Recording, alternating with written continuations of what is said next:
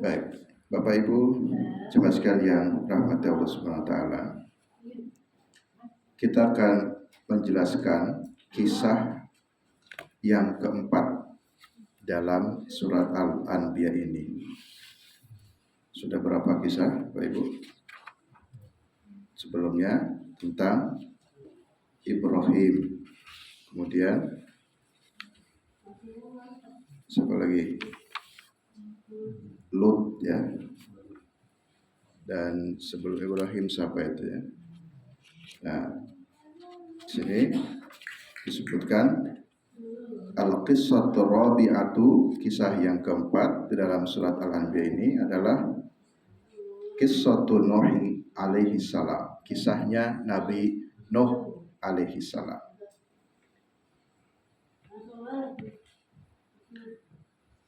Wa Nuhan, dan Nuh, ayat 76 kita lihat.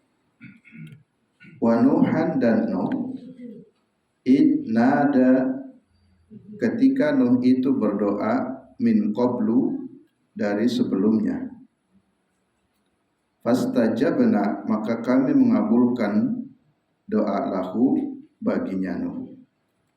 Nah, min qablu, dari sebelumnya, saya ingin menjelaskan kisah-kisah yang terkait dengan Nuh sebelum masuk ayat ini. Ayat yang bercerita tentang Nuh kurang lebih ada sekitar 43 ayat. Jadi ada sekitar 43 ayat. Dan Nabi Nuh itu dakwahnya mengalami selama 3 generasi. 3 generasi. Karena dakwah Nabi Nuh itu cukup lama, 950 tahun. Ya. Jadi qurabatan asrata qurunin, sekitar 950 tahun. Wahia muddatun tawilatun jiddan, itu termasuk waktu yang sangat panjang sekali. Jadi berdakwahnya selama 950 tahun, sehingga mengalami, di sini disebutkan 3 generasi. Yang dari 3 generasi itu, yang menjadi pengikutnya hanya sekitar 70 orang. Jadi bayangkan berdakwah ratusan tahun, yang mau beriman, yang ikut dakwahnya Nabi Nuh tidak banyak, qalilan, sedikit, ya sekitar 70 orang.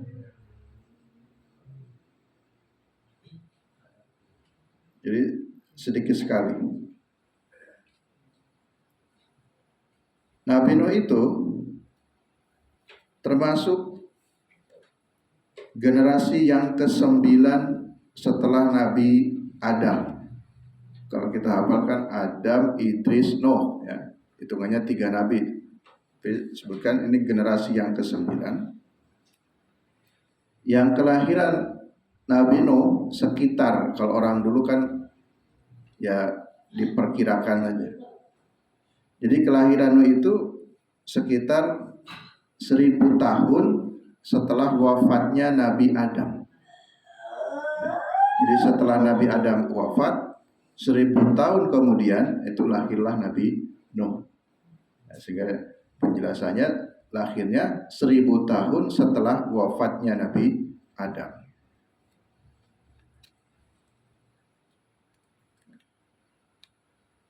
Nah, di dalam jarak antara Adam ke Nuh itu ada beberapa generasi.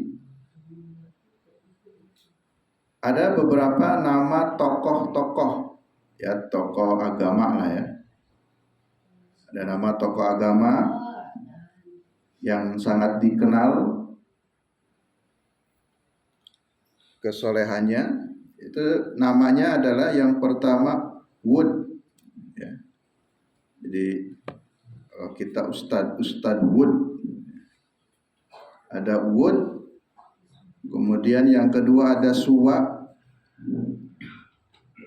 Ada Yagut, yang ketiga Yagut, dan yang keempat ada Nasr. Ada Wud, Suwa, Yagut, Nasr. Nah, keempat nama tokoh ini benar-benar adalah orang yang soleh, yang berdakwah. Tapi selain Nabi tentunya ini, ya, jadi antara jarak masa Nabi Adam ke Nuh juga ada orang-orang soleh yang berdakwah. Di antaranya tadi 4 itu. Namun sayangnya keempat nama tokoh itu seiring berganti generasi, tadi ada 3 generasi, generasi 1, 2, 3, itu mulai mengalami penurunan tentang agama, sehingga generasi 1 mungkin masih tahu ya, umpamanya Ustadz A, Ustadz B. Tapi seiring generasi 1 habis, ganti generasi 2. Nah, ini generasi 2 sudah mulai bisikan-bisikan setan bahwa Ustadz A itu orangnya hebat, bla bla bla, sehingga sebagiannya kita muliakan, kita agungkan dan seterusnya. Jadi mulai muncul kultus-kultus. Padahal generasi pertamanya tidak melakukan kultus-kultus itu. Yang dari kultus-kultus itulah menjurus kepada kesyirikan-kesyirikan. Dengan dalih-dalih alasan untuk mengenang tokoh-tokoh kita dulu, ya dibuatkan patungnya atau dibuatkan gambar-gambarnya.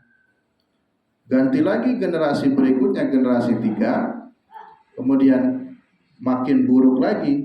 Bukan hanya saja cerita-cerita yang lama orang soleh, tapi dianggap pada generasi kedua, simbah-simbah kami itu dulu menyembah atau mengagungkan itu nama-nama tokoh itu, akhirnya disembah. Sehingga dalam kajian kitab Tauhid sering disebut munculnya kesyirikan itu mulai pada masa Nabi Nuh alaihissalam.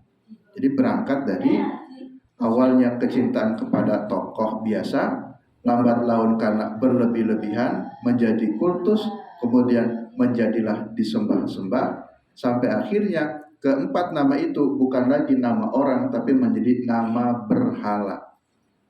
Jadi di generasi berikutnya itu malah tadi menyembah berhala-berhala, yang berhalanya mereka kasih nama-nama itu, ada berhala Wud, berhala Suwa, Yagut, dan Nasr. Itu awalnya.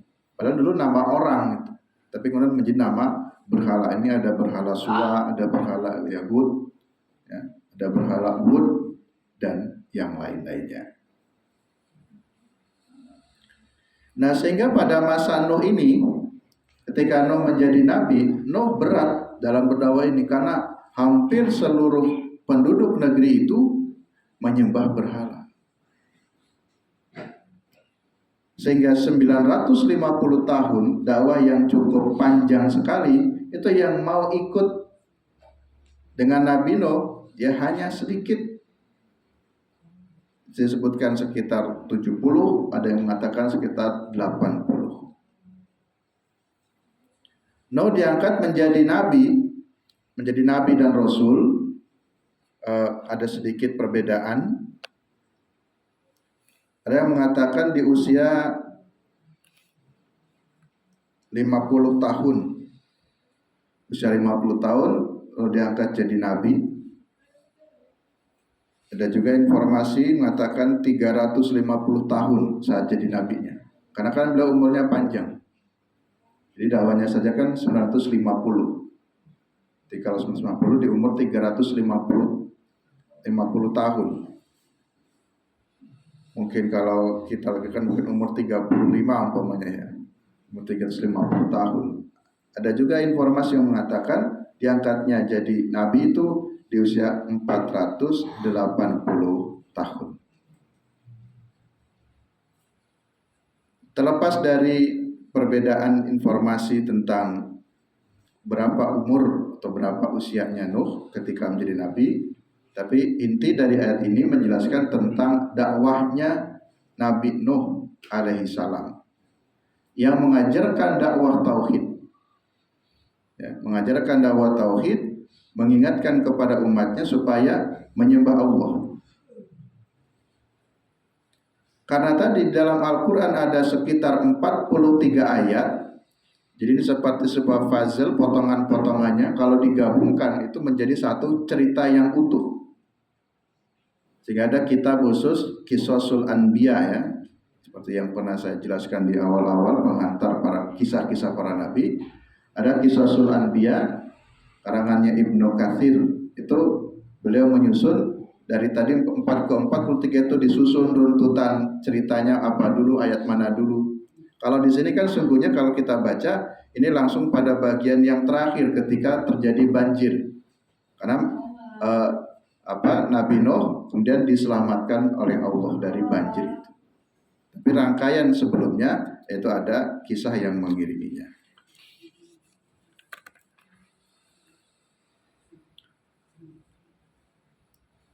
Baik.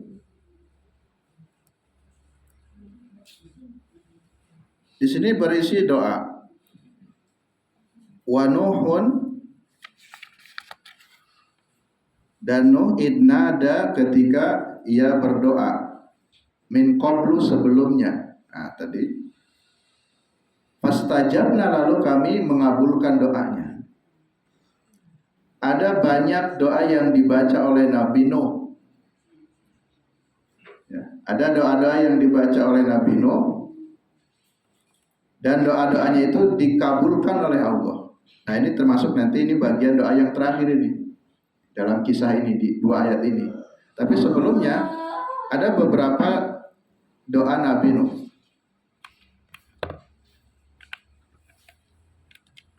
Di antaranya yang pertama, ini tambahan dulu sebelum masuk ayat ini, karena kan ada min qablu, doa-doa atau peristiwa-peristiwa sebelumnya. Yang pertama, Nabi Nuh itu pernah minta hujan. Ya, Nabi Nuh pernah minta hujan. Karena terjadi kemarau yang cukup panjang. Kurang lebih sekitar 4 tahun kemarau panjang. Lalu Nabi Nuh berdoa kepada Allah supaya diberikan hujan. Dan dikabulkan. Turunlah hujan. Harapan Nabi Nuh ketika doa ini dikabulkan, diturunkan hujan, umatnya ini mau sadar. Ini loh hujan dari Allah. Tapi tetap saja umatnya tidak mau sadar, tetap tidak mau beriman. Jadi makanya tadi lama sekali 150 tahun diingatkan, ada contoh-contoh kemujizatannya, tapi mereka tidak mau berubah. Ini nanti Bapak Ibu bisa baca dalam surat Nuh ya, ada khusus nih surat Nuh di juz berapa? 29. Apa potongan ayatnya ya? Fastaghfarallahu, apa itu? Nah, lupa ya. Jadi memerintahkan untuk beristighfar. Saya teringat dengan satu kisah Imam Hasan Al-Basri. Beliau itu, Bu Mani sambil cari ayat ya. Jadi saya bacakan. Yang fastaghfar itu. Imam Hasan Al-Basri pernah ditanya oleh beberapa orang. Dalam ini kita sebut ada 3 orang yang bertanya kepada Imam Hasan Al-Basri. Pertanyaannya beda-beda, tapi jawabannya sama. Pertanyaan pertama, ada orang yang ngadu kepada Imam Hasan, "Wahai Imam, di tempat kami sedang dilanda kemarau yang panjang. Apa yang harus kami lakukan agar turun hujan?" Kata Imam Hasan Al-Basri, kalau ingin turun hujan, perbanyaklah baca istighfar. Jadi jawabannya itu perbanyaklah baca istighfar. Yang kedua, ada lagi orang yang berbeda tanya lagi kepada Imam Hasan, "Wahai Imam, kami punya masalah tentang rezeki. Bagaimana supaya dilancarkan rezeki kami? Usahanya lancar, Apa yang harus kami lakukan? Kata Imam Hasan Al-Basri, bacalah istighfar. Jadi jawabannya sama, padahal persoalannya beda. Ada lagi yang ketiga, yang mengadu pada imam, dia punya masalah dalam rumah tangga, ingin diberi anak keturunan. Apa yang harus dilakukan? Kata Imam Hasan Al-Basri, bacalah istighfar. Lalu ada sahabat lain, sahabatnya Imam Hasan yang melihat kasus itu aneh, penasaran, kenapa ada 3 pertanyaan dari umat, dari masyarakat, kok jawabannya sama, suruh istighfar semuanya. Jawabannya itu membacakan surat Nuh. Sudah ketemu? Wa qala Nuhu rabbi, gitu. Coba Bu. Nah, itu ada yang bagian istighfarnya. Faqul tastaghfiru rabbakum innahu kana ghaffara. Nah itu. Ya. Nah, ayat berapa itu? Coba baca. Faqul tastaghfiru rabbakum. Nah itu dia. Jadi faqul tastaghfiru rabbakum innahu kana ghaffara. Jadi perbanyaklah istighfar. Karena kalau dijelaskan, istighfar itu akan menjadi kunci segalanya. Kan doa yang ingin dikabulkan itu kan dari kebersihan hati. Kalau hati orang kotor, kalau dia banyak dosanya, meminta kepada Allah bisa jadi banyak terhambat seperti peralon-peralon yang tersumbat. Tapi kalau bersih, maka insya Allah doa-doanya akan dikabulkan. Nah, inilah contoh peristiwa bahwa Nabi Nuh pernah berdoa sebelum-sebelumnya. Ini untuk umatnya, dikabulkan. Yang kedua,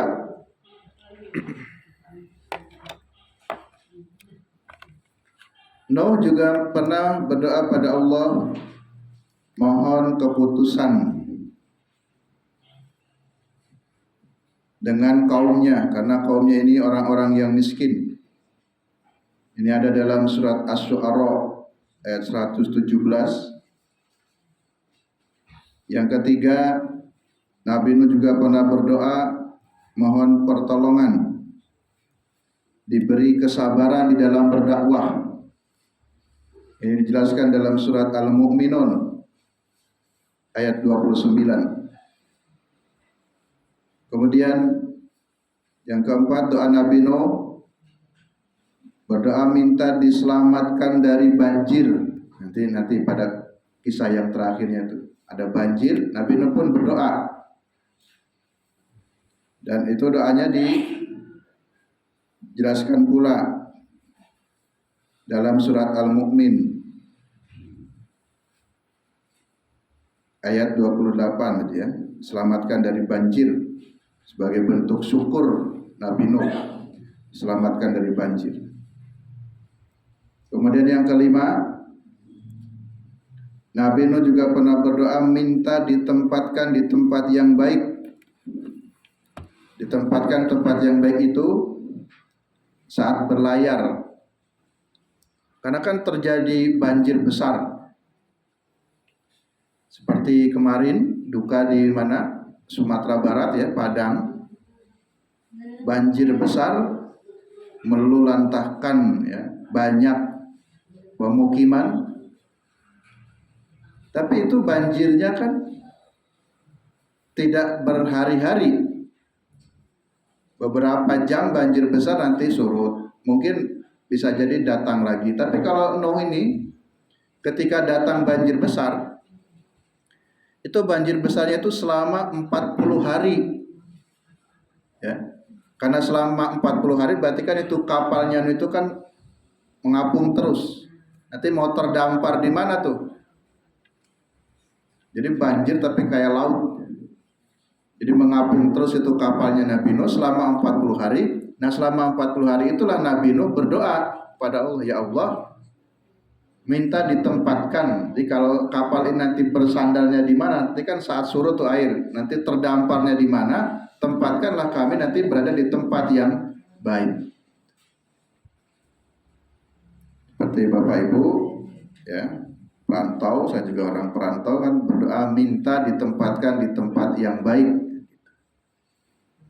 Jadi kalau berdoa namanya ingin punya rumah, ingin punya tempat tinggal, berdoalah minta ditempatkan di tempat yang baik, masyarakatnya yang baik dan seterusnya. Jadi Nabi Nuh pun ketika berlayar itu 40 hari karena berlayar karena banjir itu. Nanti kapal terdampar dimanapun, ya damparkanlah kapal itu di tempat yang baik. Itu doanya Nuh. Itu surat Al-Mu'minun ayat 29. Ya. Nomor 5 ya. Al-Mu'minun. Al-Mu'minun 29 yang atasnya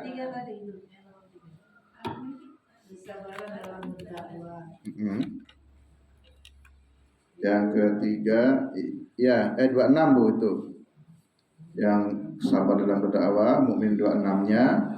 Kemudian selamat dari banjir Al-Mu'minun 28 dan yang minta ditempatkan di tempat yang baik Al-Mu'minun 29. Jadi ada di surat Al-Mu'minun.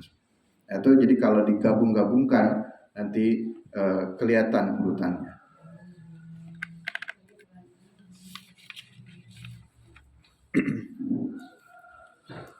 Kisah Nabi Nuh kena banjir dan terdamparnya kapal itu ternyata memiliki kesamaan.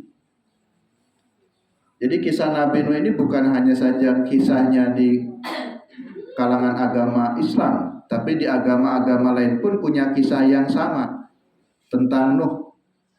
Walaupun sedikit perbedaan-perbedaannya, tapi intinya sama. Mengakui ada sejarah Nuh dengan kapal yang terdamparnya. Dalam bacaan yang saya temukan sebutkan bahwa terjadi banjir itu, ada yang mengatakan itu banjirnya seluruh dunia katanya pada saat itu, sehingga akan menghabiskan generasi. Tapi sebagian ulama mengatakan tidak, seluruh dunia itu banjirnya banjir lokal dalam pengertian di negeri yang ditempati Nuh itu. Nah itu di wilayahnya sekitar daerah wilayah Siberia. Siberia itu Siberia dan Kutub Utara, jadi bagian daerah Kutub Utara. Ibu tahu Kutub Utara? Tidak tahu ya. Kutub Utara, Kutub Selatan di mana? Nanti kalau mau tahu harus jalan-jalan ke sana. Kutub Utara, Kutub Selatan. Itu daerah Siberia dan Kutub Utara. Disitulah konon katanya terjadi banjir dan terdamparnya kapal Nabi Nuh.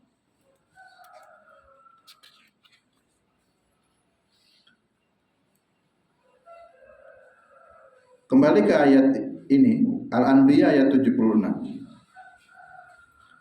Wa Nuhan dan Nuh idnada, ketika beliau Nuh berdoa min qablu, dari sebelumnya tadi, dari doa-doa sebelumnya selalu berdoa, ada sekitar 5 doa. Fastajabna, maka kami kabulkan doanya. Jadi doa-doa Nabi Nuh itu dikabulkan Allah. Kemudian fanajjainahu, dan kami juga selamatkan Nuh. Maksudnya diselamatkan tuh dari bencana banjir besar. Wa ahlahu, dan keluarganya. Karena nanti dalam keluarga Nuh pun ada yang selamat dan juga ada yang binasa ya. Yang populer kisah yang binasa anaknya siapa? Kan'an ya. Jadi anak Nabi Nuh itu ada Kan'an, ada Sam, kemudian Ham, Yam, dan Yafel, itu diantaranya. Itu yang durhaka adalah yang Kan'an.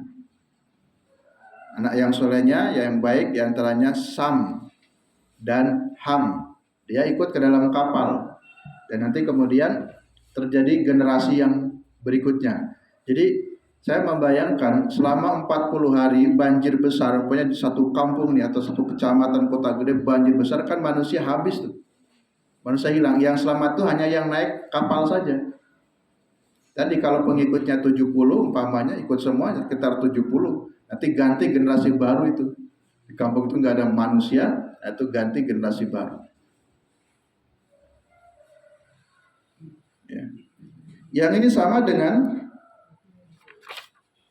surat yang lain. Surat Nuh.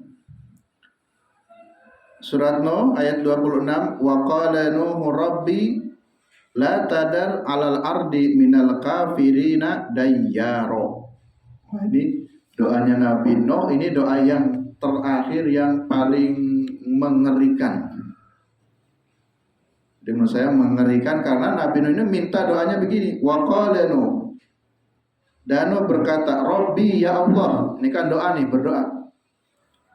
Ya Allah, la tadar alal ardi minal kafirina dayyaro. Jangan engkau sisakan satupun orang-orang kafir yang ada di muka bumi ini. Jangan engkau sisakan satupun orang-orang kafir yang ada di muka bumi ini. Maksudnya pada saat itu Nabi Nuh. Saya tidak ingin mengatakan mungkin istilah berdakwah itu Nabi Nuh sudah sangat cukup sabar. 950 tahun ngajak dakwah tidak banyak yang merespon. Nabi Nuh sering dicaci dan dimaki dengan dakwahnya. Maka tingkat puncak dakwah tertingginya, ya Allah, minta doakan dimusnahkan seluruh manusia yang kafir itu. Ya, ini dalam surat Nuh, ya.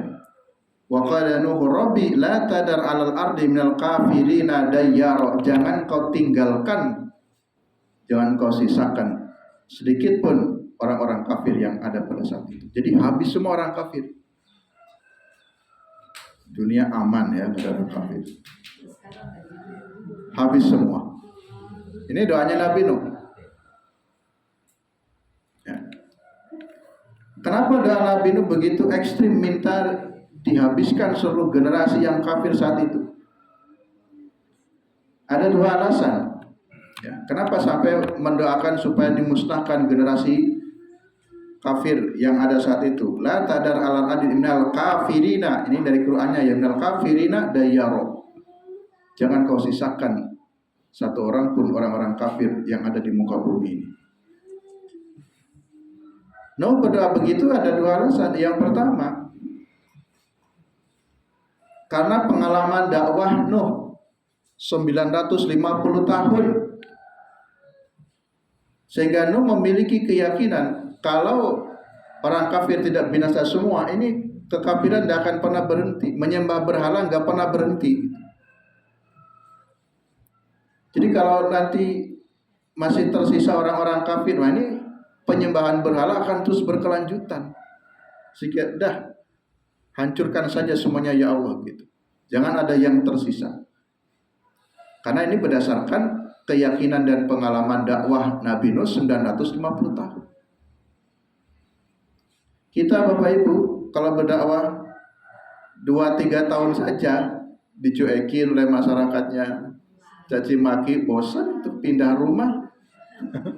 Pindah saja di sini, pada malah dicaci maki, rumahnya diteror, dilempari telur bosok, macam-macam. Mungkin kalau ada dai begitu nggak tahan itu 2-3 tahun. Ini Nabi Nuh 950 tahun diperlakukan oleh umatnya dengan perlakuan yang tidak pantas.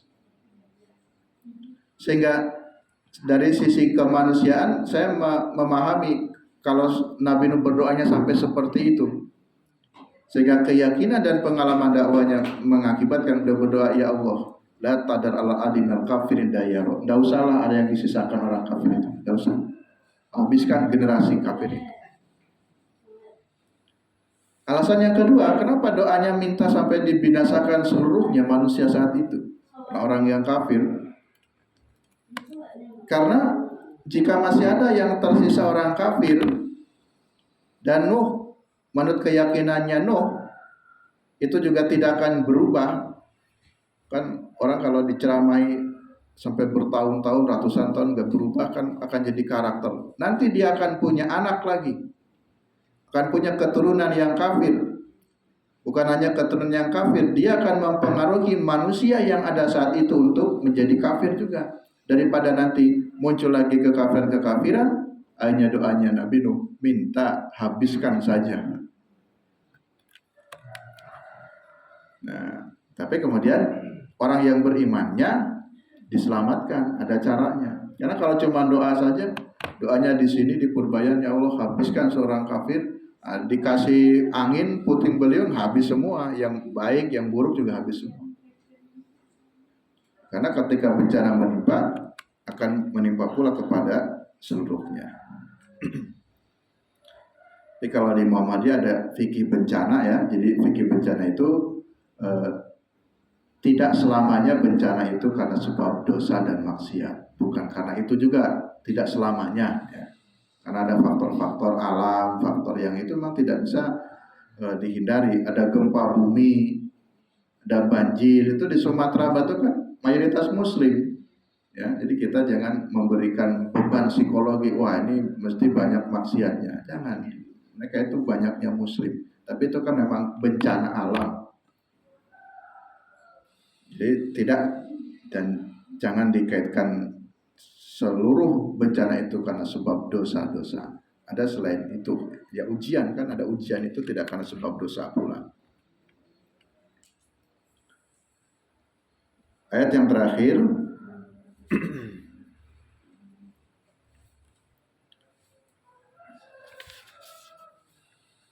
tadi fanajainahu wa ahlahu minal karbil adim ya. Lalu kami selamatkan Nuh wa ahlahu dan keluarganya. Ahlahu ini juga bisa diartikan dan pengikutnya minal karbil adim, dari musibah bencana yang besar, itu banjir besar itu. Nah, cara menyelamatkannya itu Allah menginstruksikan atau memerintahkan kepada Nuh untuk membuat bahtera atau kapal besar, ya, membuat kapal besar. Di sini yang lapangan agak luas di mana Pak ya? Daerah Kota Gede sini mana?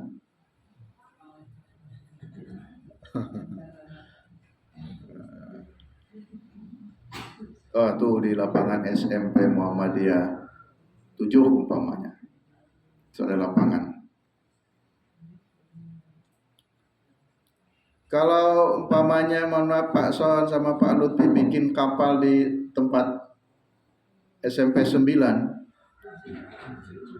7 bikin kapal di situ, ada warga sini bikin kapal situ, kira-kira warga kan mungkin bilang yang aneh nih. Masa bikin kapal di sini? Kalau bikin kapal itu sana di pinggir laut. Tapi ini Nabi Nuh bikin kapal di satu tempat yang tidak ada laut. Jadi orang makin mengejeknya itu. Masa bikin kapal di sini, di kapal besar di tengah Purbayan, memangnya mau ada apa? Aneh. Ya, disebut stres, sebut orang gila. Tapi karena ini perintah Allah, Nabi Nuh lakukan. Kalau lihat di YouTube itu film-film tentang Nuh dari berbagai macam versi agama dan lainnya itu banyaknya. Jadi Nuh membuat kapal besar. Nah, maka saat detik-detik bencana, Nabi Nuh beserta ahlahu, ya, pengikutnya, keluarganya dan pengikutnya. Keluarganya Nuh yang pernah saya baca ada sekitar 8 orang itu yang ikut ke dalam kapal. Demikian juga masyarakat yang mengikuti. Nah, maka tadi fanajainahu wa ahlahu, Allah selamatkan Nuh dan keluarganya atau pengikutnya minal karbil adim, dari bencana besar. Termasuk binatang-binatang. Ya, kalau konteks kita punya ternak ayam dibawa, kambing dibawa, kan untuk perbekalan nanti, untuk menyelamatkan. Karena saat itu makhluk hidup itu binasa itu dengan banjirnya lama 40 hari. Jadi menghabiskan yaitu satu generasi manusia di negeri itu. Nah, pada di ayat 77 dipertegas lagi, wa nasarnahu minal qaumil ladina kaddabu bi ayatina. Kami menolong Nuh dari kaum atau dari orang yang kaddabu bi ayatina, mendustakan ayat-ayat kami. Innahum kanu qauma sau'in fagraqnahum ajma'in. Sesungguhnya mereka itu termasuk kaum yang kaum yang buruk, kaum yang jahat. Wa agraqnahum ajma'in. Agraqna, kami tenggelamkan, kami binasakan ajma'in, semuanya. Yang tadi sama dengan surat Nuh tadi. Wa qala nuhu rabbi la tadar 'alal ardi minal kafirina dayyara. Jadi agraqnahum ajma'in, ditenggelamkanlah seluruhnya. Jadi menghabiskan generasi. Kalau dalam kepengurusan atau organisasi, ya, misalkan terjadi pergantian pengurus baru atau presiden, orang banyak berharap mudah-mudahan potong generasi gitu. Potong generasi itu yang kira-kira korup-korup jangan diberi kesempatan lagi. Nah, biasanya gitu, itu disebut dengan istilah potong generasi. Dan kita yang baru-baru supaya kebiasaan korup tidak terus menerus. Nah, itu namanya potong generasi. Jadi bukan untuk dimatikan, ya. Ibu-ibu, bapak-bapak, jemaah sekalian, rahmat Allah Subhanahu wa taala. Cukup kajian kita pada kesempatan kali ini membahas surat Al-Anbiya ayat 76, 77, kisah Nuh. Insyaallah pertemuan berikutnya ayat 78 masuk kepada kisah yang kelima, kisah Daud dan Sulaiman. Jadi dalam surat Al-Anbiya ini dijelaskan kisah-kisah para nabi secara singkat-singkat. Kurang lebihnya mohon maaf. Billahi taufiq wal hidayah. Assalamualaikum warahmatullahi wabarakatuh.